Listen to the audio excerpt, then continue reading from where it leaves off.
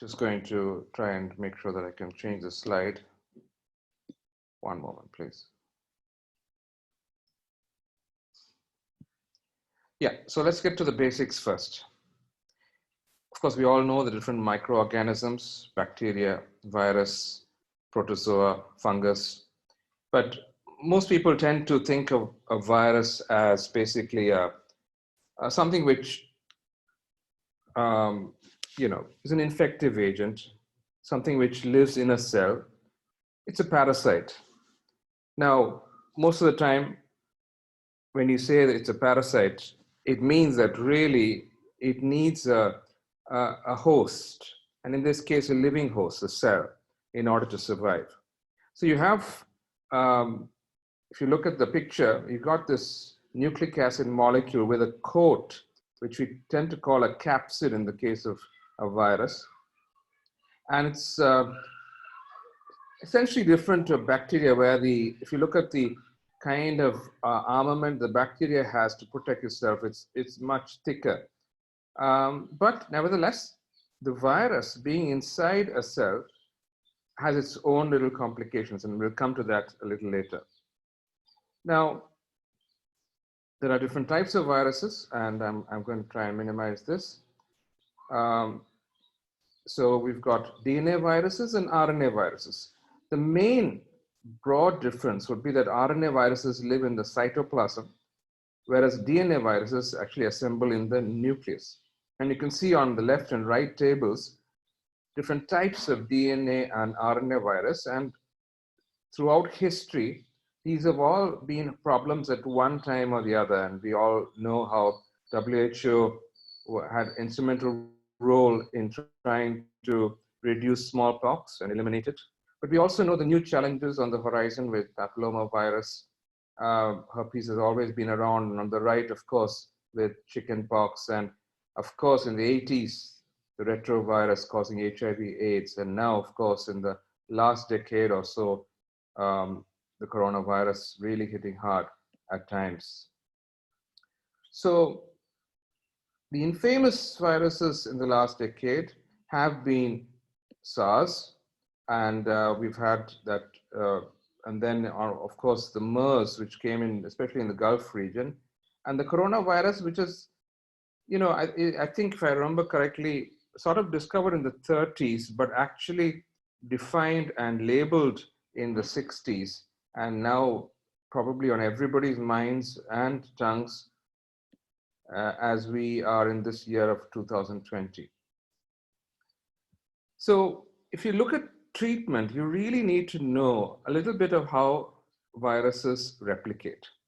So this is a basic diagram where, the virus has to enter the host cell in order to survive. And this is very key because this is why this whole issue of separating with distances, make sure that it doesn't have a chance to get into our body and then get into a host cell. And also, this whole issue of isolation is so important because once it reaches the cell, it's bound to get in unless we try and give some treatment for it. And then, of course, the penetration occurs where the viral DNA is injected into the cell. And here, of course, the virus is very smart. It knows that it might not be able to get in if it were just to, have its full armament. So it sort of leaves the coat behind and gets in, replicates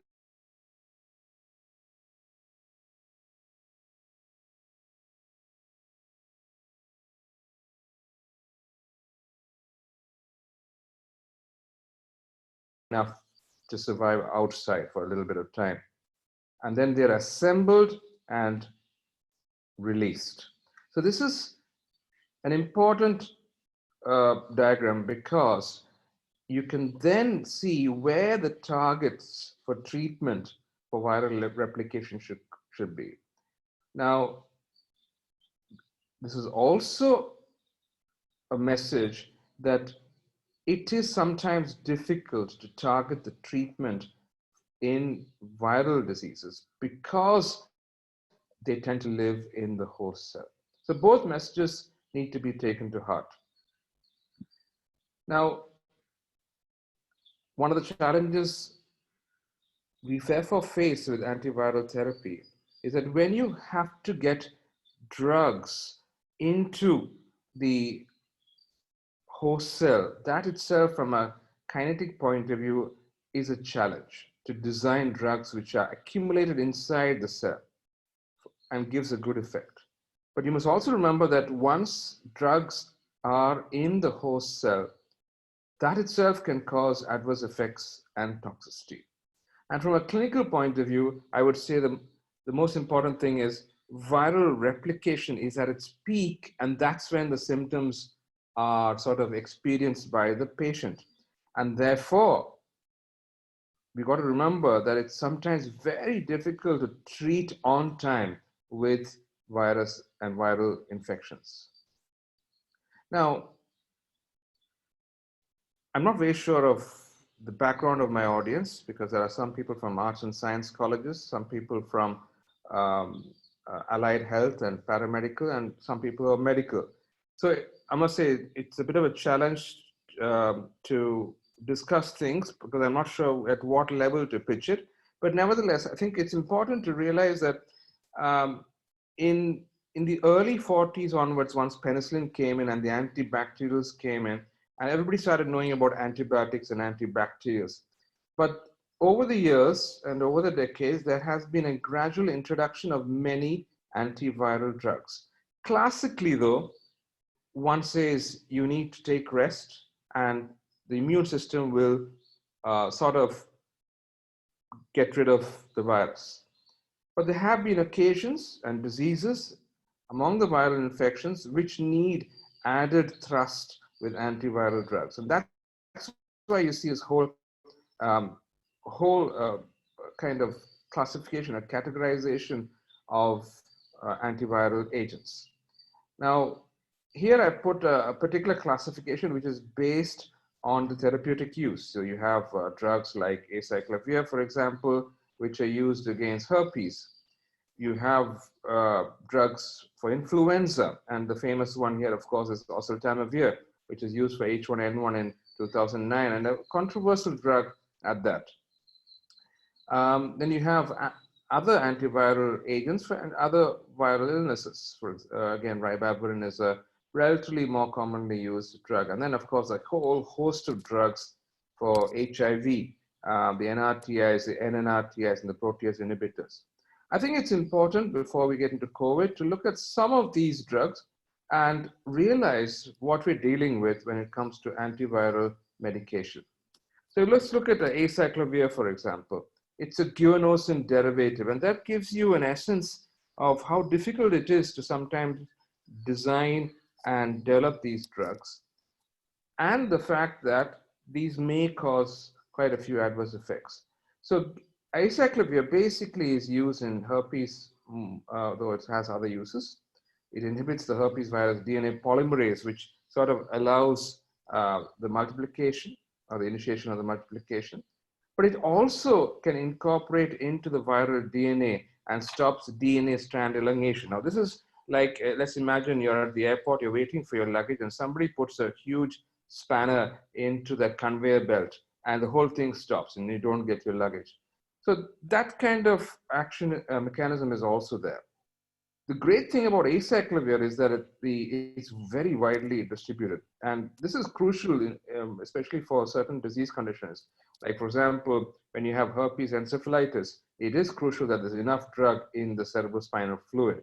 And similarly, if the eye is infected. So that's why you'll see acyclovir available as different preparations. But it does cause a few side effects, and I've just put some common ones, especially if it does cause a burning sensation and rashes if you give it IV. And I've told you some of the uses of acyclovir. And I find that this is a drug which is quite well available in most countries. And it is used more or less quite commonly. Now, you must understand that the pox viruses actually also have other uses. And even though it's primarily for herpes, it's sister disease and sister virus, if I can call it that, chicken pox. Sometimes you have to give it in immunocompromised individuals to make sure that the complications don't occur. There are other herpes agents, a few of them being ganciclovir. It's used mainly in cytomegalosis. Again, quite a few bad side effects, bone marrow depression, psychiatric disturbances. Ioxidodone is mainly used in the eye for, especially if you have varicella zoster or HSV, and then there's vidarabine.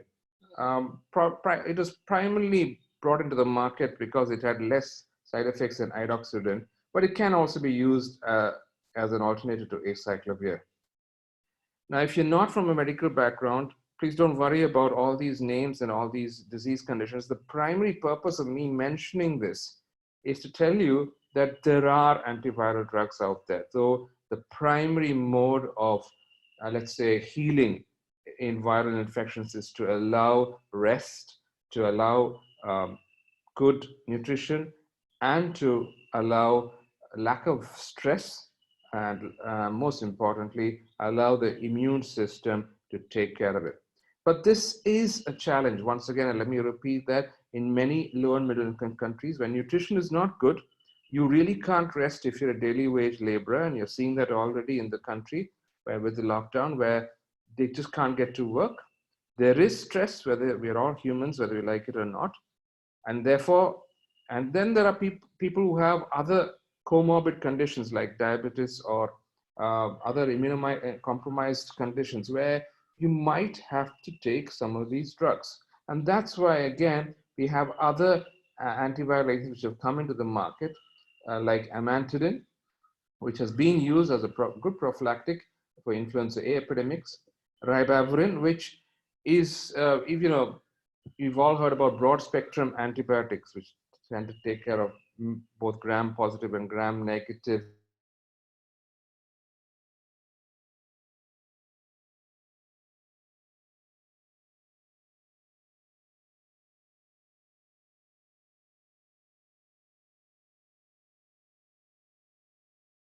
respiratory syncytial and Lassa, available as an oral and aerosol.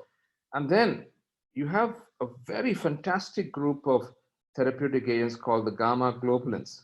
You realize that the word gamma globulins, yeah, it's there in the body already, but they are now produced and marketed. And classic examples are hepatitis, rabies, and polio gamma globulins. There are more. And you'll know that if a dog bites you and if it's rabid, these can be life changers and life savers, especially if given at the right time. Now, interferons is another group which are really strong. Again, you know that there are cytokines produced or chemicals produced in the body by host cells, the B and T lymphocytes, often in response to viral infections.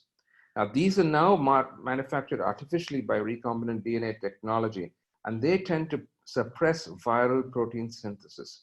There are three types, alpha, beta, and gamma. They are used for a wide variety of infections, even very bad stuff like chronic hepatitis B, but also simple stuff like viral warts, where they have to be sometimes used. Though, of course, there are other alternative treatments for viral warts. I fondly remember, if I can call it fondly, around 20 years back when I had a bad attack of viral warts.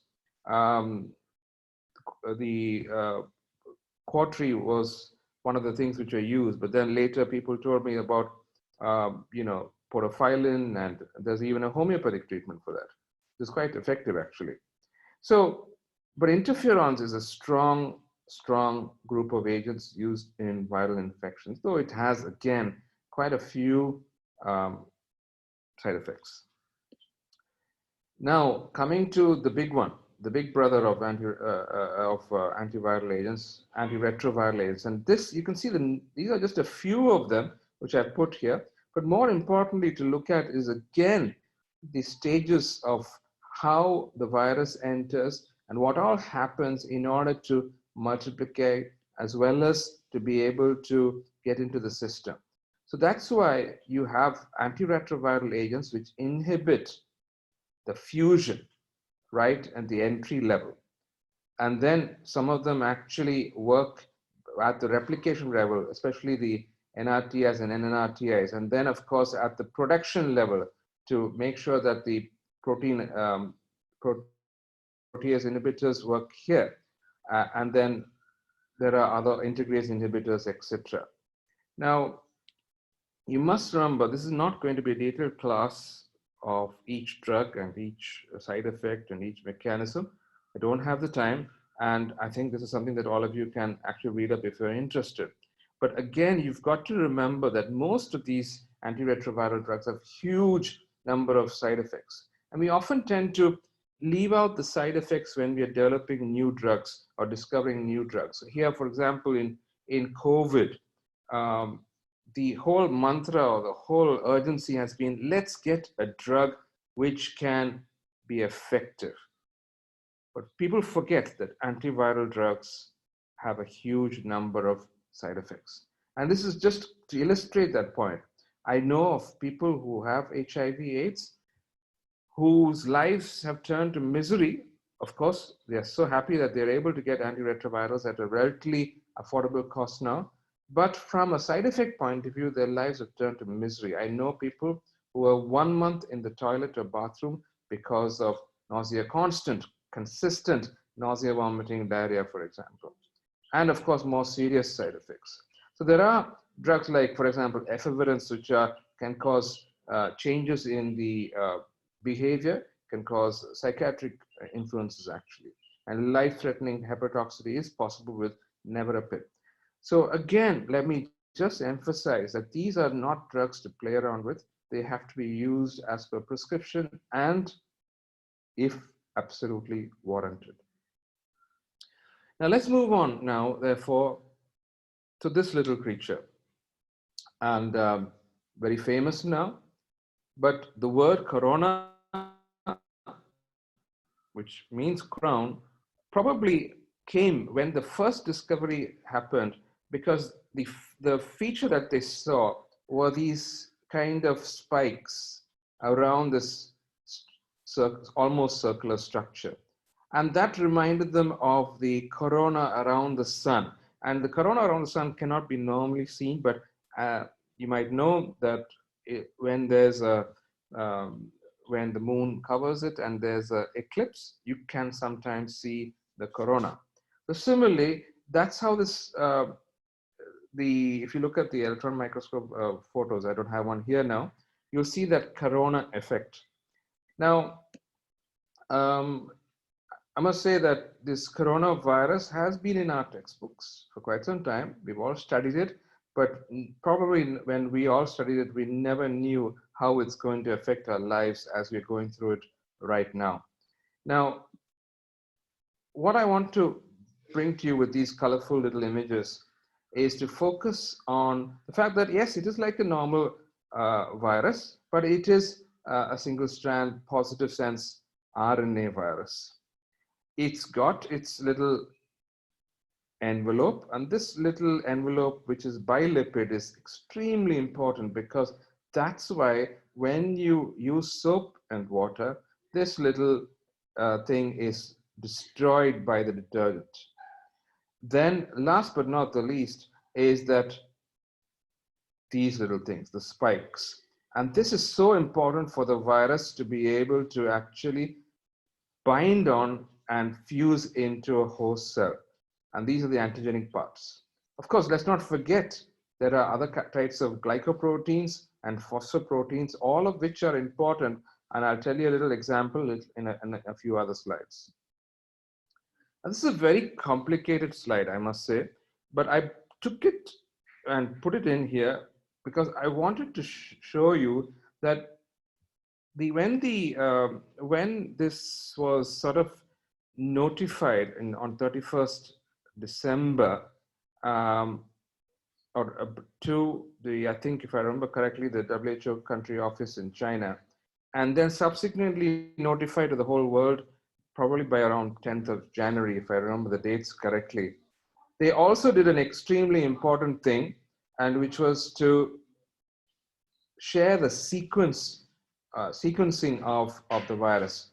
Now, if you look at the genetic sequences, and you see that there are structural proteins here and non-structural proteins around, which are equally important in how the virus enters as well as replicates and causes destruction in the host system.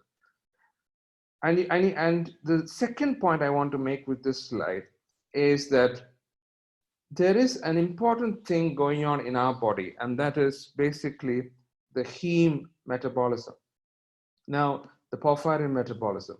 So what actually happens here is that the virus itself can interfere with this metabolism, and therefore it can sort of, that is one of the fundamental bases where the iron is dissociated and it destroys the heme, and that can cause the initial symptoms of breathlessness leading to shortness of breath, etc.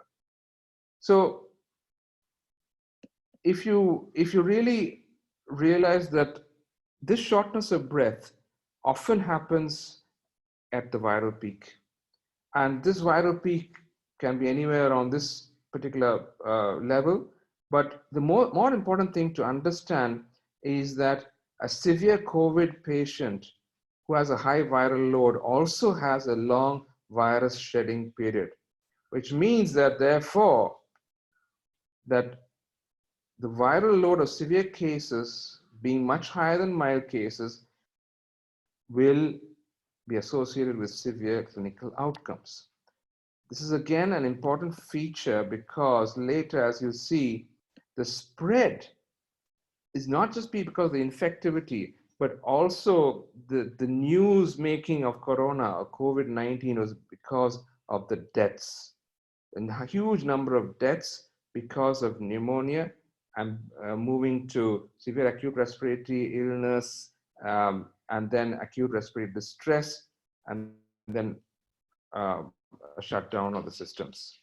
Now, this particular graph, and it'll give you a sort of an idea from 31st December, and that is why, in one sense, it became COVID-19 by a day, in one sense, even though, of course, the problem started 1 month earlier, or 1.5 months earlier in China.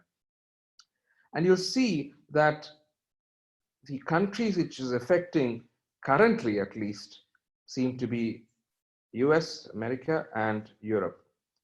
We seem to be in this gray belt here, not that much when you compare the number of cases and the number of deaths, but we don't know what is on the right side of this graph. And that's why we have to be extremely careful. And that's why as students, as allied health students, maybe even medical professionals who are listening in, we have to understand that this is a long haul. We also have to understand that the production of an efficacious antiviral agent could probably save us. But at the same time, let's not forget the other features of protection and prevention that would probably slow the spread. Now, currently, these are all figures, but these are all live people. And why it has caused so much fear is that it can happen to anybody, whether you're rich or poor, whether you're on the east side or the west side of the world, whether you're on the north side or the south side of the world, whether you are a doctor or whether you are unemployed. So what I'm trying to say is that it does not distinguish. And this is why the world has taken notice and the world is in panic mode. Now, therefore, I think this particular slide is so important for the world. We have a chance for prevention. And for that, we have individual guidelines for isolation, home isolation. The question is, are we doing it? Do we take it seriously? Are we realizing that we, by protecting ourselves, may also protect others? And this is not just by isolating, but it's also by following guidelines for disinfection, which includes hand washing, of course, how to sneeze, how to cough. It also includes waste disposal. And this is where I fear for in low and middle income countries, because many of these things requires a drastic change in behavior, but it also requires infrastructure and support from all quarters of society. Of course, there is a current issue in many countries about the use of personal protective equipment, and also issues regarding the number of tests and testing and test kits available. But there are guidelines for this, and it's a question of ramping it up. What is going to be equally important as the number of cases increase are the guidelines for severe acute respiratory illness, acute respiratory distress syndrome, which are all, in one sense, complications and sequelae of the initial symptoms, and last but not least, sepsis, where you have an increased bacterial load as a secondary infection causing death, and a viral load. So let's just look at some of these things in a very brief mode. One is, of course, the fact that all our healthcare facilities are varied, especially in our country. We have rural, we have urban, we have primary healthcare, we have tertiary healthcare. We've got places which have nothing. We've got places which are the best in the world. But whatever it is, when a patient comes with cough, breathlessness, and shortness of breath, and most importantly, fever, there has to be a fast triage system. What do I mean by triage? We've got to have them quickly sort of identified, and to be able to understand this could be a suspected COVID case. Let's move them into a separate area where we can look at them properly and see what it is. The other thing, which is not just for healthcare facilities, but also for the community at large, is infection prevention and control. But specifically speaking, in the healthcare facility, do we have enough masks, personal protective equipment? Are the beds separated enough? Do we have dedicated equipment? So once the healthcare facility and the test has been done, then we can say, yes, it's a positive COVID case. But then the lab diagnosis and the lab structure and the infrastructure has to be good.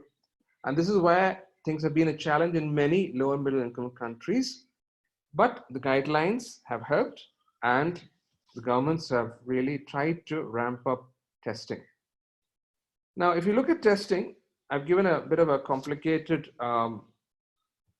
algorithm for testing, but very important to understand that there are different methods which aid in a physician understanding whether this patient has COVID.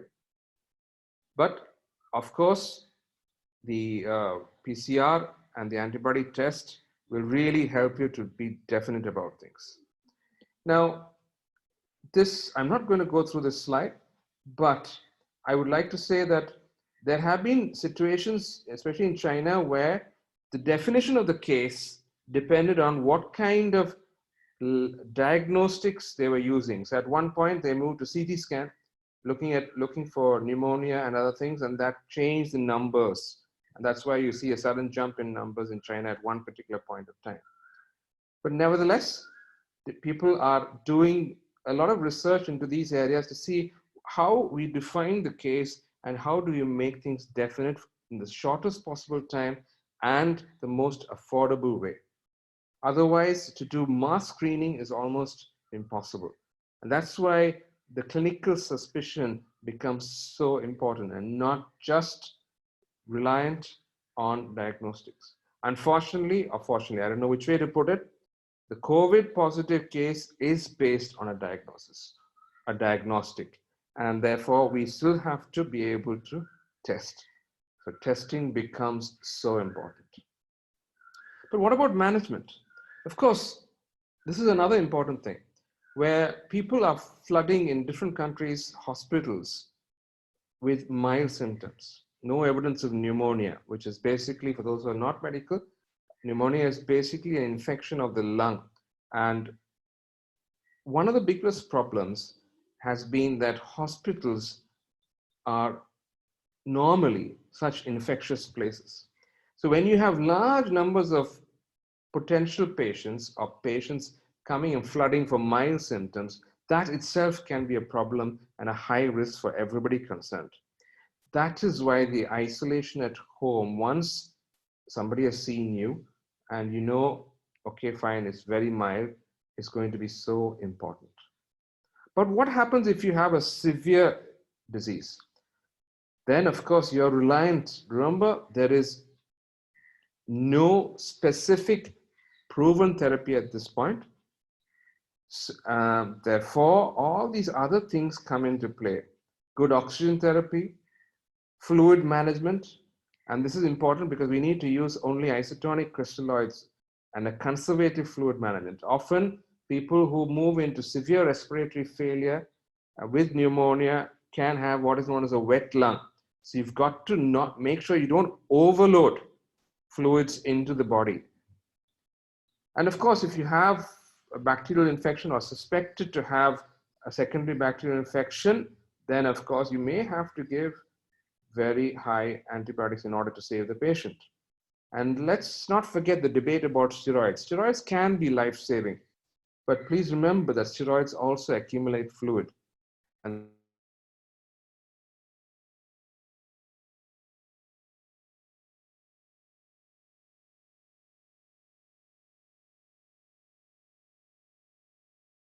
so that we can prevent fluid overload. I'm not going to go too much into how we manage SARI, which is severe acute respiratory illness, and ARDS, or septic shock and prevention of complications. But instead, let me move on, therefore, after this little slide, which shows you a nutshell of what happens if you have a patient in your ICU. This is just an example of one of the algorithms. Different hospitals and different countries have different algorithms. Here, for example, they're advocating whatever they can. And in this case, they've advocated hydroxychloroquine. This is from Yale Hospital, actually. They're considering another drug called tocilizumab. These are all potential drugs, but the evidence is still awaited. Trials are going on in many countries. Here, they've advocated that, yes, if things are worsening, give steroids like methylprednisolone. But they also have importantly made sure that the patient is safe from by monitoring the electrolytes, like looking at the electrocardiogram, especially for QT prolongation with hydroxychloroquine, and to be able to do the baseline bloods, because some of these drugs can have extremely toxic side effects or adverse effects on blood. So with that in mind, let's move on to what does the WHO actually say? The WHO says that if you look at their website on COVID, there is no current evidence to recommend any specific anti-COVID-19 treatment for patients with confirmed COVID-19. Now, this is a guidance. This is not law. So hospitals are looking at literature, and if they find that they really need something, they're grabbing at something. And I'll talk about that. But let me again emphasize, there is no evidence-based proven therapy currently in the world. And if you want to look at some of the trials going on, I will show a few later, you can go into these two sites, clinicaltrials.gov or the Chinese one, which is chictr.org.cn. But let's move on to one of the trials. I can't cover all the trials. The WHO Solidarity Trial, and again, you can go into it later. But these are for adults who are recently hospitalized, so they're already in the hospital with a confirmed lab-based COVID-19. And if they consent, and if the hospital has registered into this trial, they can be randomly allocated into either the local standard of care. Remember, there's no evidence so far. Therefore, whatever the hospital is currently doing with their own policy and guidelines, one group will get that, whatever it may be.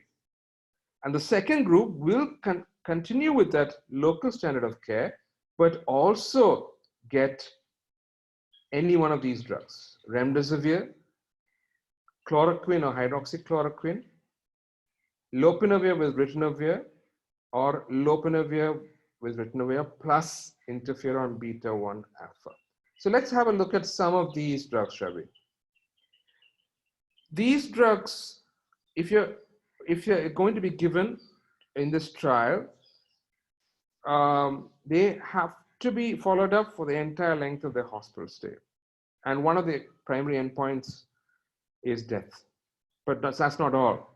Whether the drug is effective is not just about death, but also the length of hospital stay, whether they need ventilation, whether they need to get admitted into the intensive care, but also reporting some of the other comorbidities which may affect the chances of death, as well as some of the main issues as far as the symptoms are concerned. Is the shortness of breath intensifying? Do they need oxygen? Are they already on a ventilator? And if the lungs are imaged through a CT or X-ray, is it improving? Now, what are these drugs? We all know chloroquine so well. It's a 4-aminoquinoline used for malaria treatment and prophylaxis. But of late only, we've sort of realized that hydroxychloroquine, its sister drug in the same 4-aminoquinoline group, is equally important. But it's more used for treatment of rheumatoid arthritis, systemic lupus erythematosus, these are all collagen vascular diseases, and discoid lupus erythematosus. But as all of us know through news and other channels, that yes, there has been in vitro activity, lab-based studies, which show that they are effective in the lab against SARS-CoV and CoV-2. Now, how come hydroxychloroquine has been favored? Well, 1 or 2 studies have shown slightly higher potency. And also we know from theory that hydroxychloroquine generally has lesser side effects.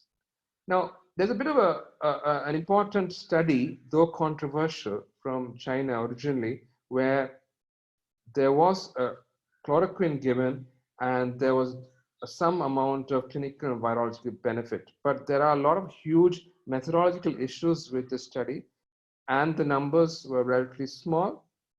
So this becomes a huge bone of contention when scientists look at evidence, because there is a way to do things and there is a need to use particular methodological principles in epidemiology and clinical research. Unfortunately, we don't have time. So sometimes we have to grab whatever comes along our way. That doesn't mean that we just grab it and use it. We still have to look at what the pitfalls of the research. We also have to look at what are was there enough numbers studied? Was the scientific principles used? And most importantly, what were the side effects? So these are all important, and I want you to go back when you have time into some of these initial studies, especially if you're interested in clinical research, to understand some of the limitations and pitfalls. But as of now, yes, some countries have advocated the use of hydroxychloroquine based on these initial studies, and there were a few more, one in France, etc. Now, we all know, as people who study medicines, that chloroquine and hydroxychloroquine have a huge number of safety issues, and I'll show it to you in the next slide. But one of which primarily is that it can affect the heart, and especially cause some disturbing arrhythmias, or what we say is an abnormality in the rhythm of the heart, and specifically a prolonged QT syndrome. That is part of the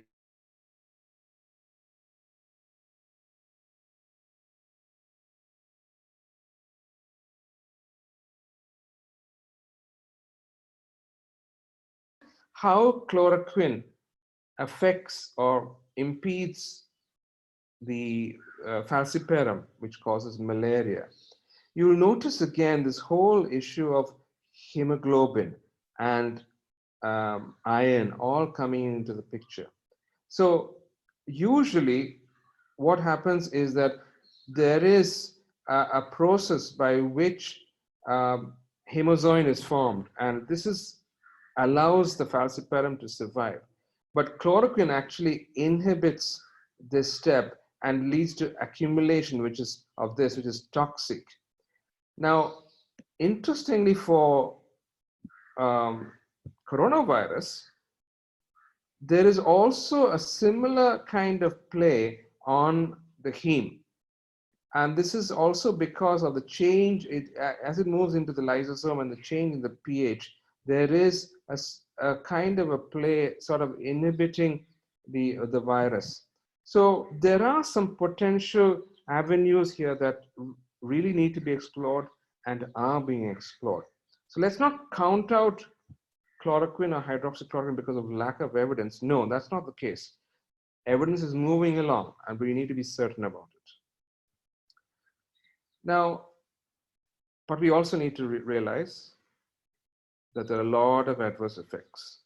And this is not just simple adverse effects, but also very serious adverse effects, which include seizures, anemia, disturbances, psychiatric disturbances, weak pulse, and arrhythmias. So this is why if you are taking this drug, we need to monitor them extremely carefully. And if there are pharmacy students out there or pharmacologists, you'll understand the whole need for proper pharmacovigilance. Because otherwise, we might have a whole number of people seeing the news, taking hydroxychloroquine or chloroquine, grabbing it from whichever shelf, whichever pharmacy shop, or even getting a prescription from their friends in a hospital, if you're healthcare providers, and then taking it. It might be useful, but there are also a huge number of side effects which we have to look out for. What about remdesivir? Well, interestingly, this was originally developed to combat Ebola, but it didn't really succeed. In fact, some of the 3 other treatments were more useful. But since then, it's been lying around until 2017, where researchers at Chapel Hill in North Carolina showed that, again, in vitro effect for SARS and MERS. And interestingly, there are some anecdotal evidence, just like in chloroquine and hydroxychloroquine. When I say anecdotal, I mean a few case reports, a few case series without a proper strength of a trial, and which show that there is some kind of an effect. And this is in the New England Journal of Medicine, that somebody who was diagnosed with COVID, he improved the next day. Similarly, in California, there were people there was a patient who was not going to survive, but he recovered after getting an IV dose of this. So some kind of, again, element is there which we need to explore. What about lopinavir and ritonavir? Again, this is a licensed treatment for HIV. But why do we combine both? Well, because lopinavir is easily broken down by our own enzymes, proteases. Therefore, we tend to give ritonavir, which allows the lopinavir to remain in the body longer. Now, again, the evidence is a bit of a plus minus. In fact, there have been recent studies which show that it's not good enough, but need to explore further. And last but not the least, interferon, which I talked about earlier, used for multiple diseases, including multiple sclerosis. So these are the 4 arms, if I can call it, for the WHO Solidarity trial. And some of these drugs are being used as we speak, whether you're on the trial or not. So what else do we know? Yes, there's a lot of information coming out there. And again, for those who are not in the medical field, it can be quite confusing. For those of us who are in the medical and pharmaceutical fields, equally confusing, because there's so much of information, there's so much of media input, and we're not sure which has proper evidence. The safest way to discern this is to be able to read things properly. And so if you think, hey, I've read about this drug before, let me look at it further, that's when you should start exploring the trials which are happening and see what is the theoretical evidence and try and match these 2 things. That's how we learn. And that's also how we understand personally, this could have potential, that need not have potential. So if you look at it that way, for example, you've seen that there are, in fact, there's a WhatsApp going around now, it's as we speak, from Didier in France, saying the huge advantage of giving hydroxychloroquine and azithromycin together.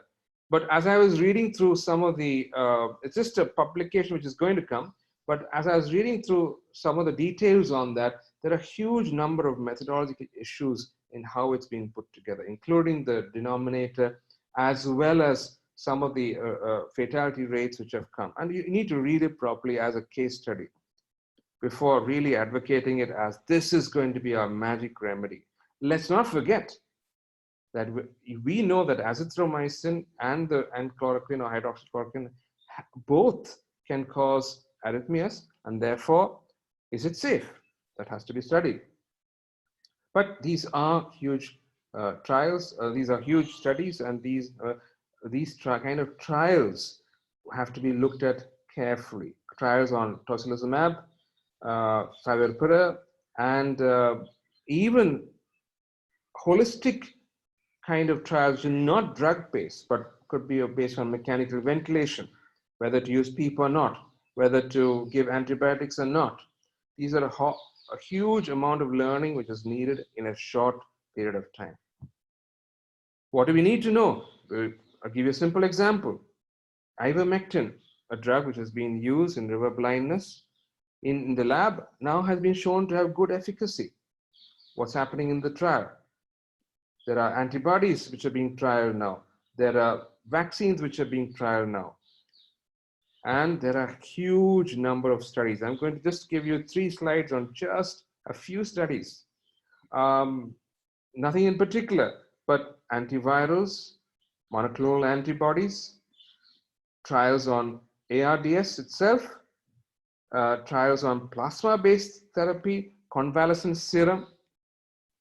The list is just endless, to be absolutely honest. It's mind-boggling what can be done by the human mind in a short period of time when you really need to. Every country is trying its bit. And so, where does it end? Well, it ends when we get the evidence. When we get the evidence, not just to treat the virus, but to treat the complications of people in ICU, to be able to treat with existing drugs, but at the same time make sure that there's enough drug out there to treat what it's supposed to be meant for also, which includes malaria in the case of artemisinin, and for rheumatoid arthritis in the case of hydroxychloroquine. So that brings me to the question, what about vaccines? There are a huge number of trials for that also, and the 2 big ones are the one which is in phase 1, which is the earliest part in China itself and the US. But there are a huge number of companies and countries which are involved in some kind of trials on vaccines. And then this whole thing which has come into the spotlight recently, what is the role of our very own BCG? And I was listening to one of the experts, world experts on BCG from South Korea, on vaccines from South Korea. And he said, yes, most vaccines like measles have a collective unique stock. But BCG, the problem is that many countries have had their own stock when they develop it. Therefore, it's very difficult to trial this and say it's generalizable to the whole world. So let's wait and see, therefore, on the role of BCG. This is my last slide, because I know that time is upon us. Can we see the end of this horizon?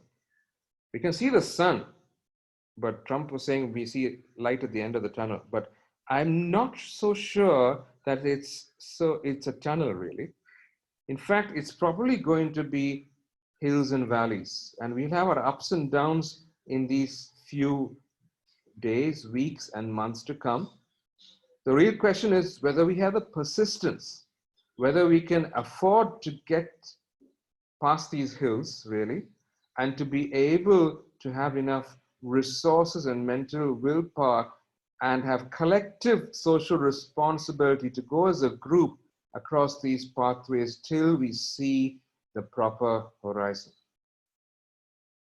So it's going to be a challenge, treatment is going to be a challenge. The disease is going to be a challenge. But more than medical, as we can see, as is happening in some countries and will happen even in our country, it will move from a medical to an economic, and I can see it happening now, to a humanitarian crisis where people on the road, the common man, they have their own belief systems, they have their own practices, they have their own jobs, but they're not able to do it.